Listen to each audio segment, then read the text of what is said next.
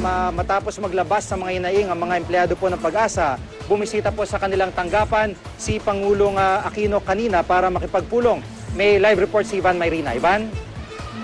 Jiggy, aminado nga ang Pangulo na siya mismo ay nabahala na sa panahong tulad nito na nananalasa ang isang bagyo sa ating bansa ay ngayon pa mag-aalboroto ang mga empleyado ng Pag-asa, kaya naman personal niyang kinausap ang mga ito para pakinggan ang kanilang mga hinaing, Jiggy.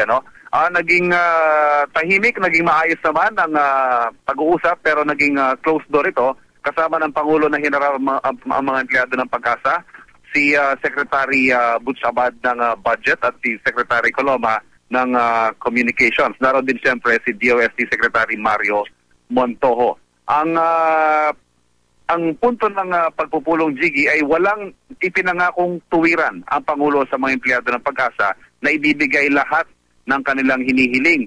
Ang partikular na hindi maipangako ng Pangulo ay yung hazard pay halimbawa na hindi naman daw pwedeng ibigay sa lahat. Sa pananalita nga ng Pangulo, nais niya daw bigyan ng rhyme and reason ang pagbibigay ng benepisyong ito. Ang problema daw kasi, Jiggy, dyan sa Magna Carta na yan ay nasa batas nga pero unprogrammed at unbudgeted. Ang pinanggagalingan daw ng pondong yan ay ang savings ng ahensya.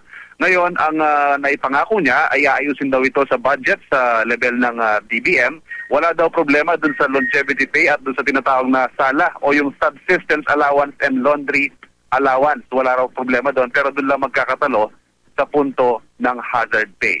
Ngayong Agosto daw, Jiggy, ngayong buwan din mismo na to ay mga nakakaasa ng resulta ang Pag-asa sa ginagawang pag-aayos ng DBM tungkol sa mga benepisyong ito at makukuha raw nila retroactively yung ibang mga benepisyong hindi ibigay sa kanila sa nakalipas na 6 na buwan. Wala naman tayong makuha reaction, Jiggy, kung itutuloy pa rin ng mga empleyado ng Pag-asa ang tinakda nilang noise barrage sa darating na Biyernes. Jiggy.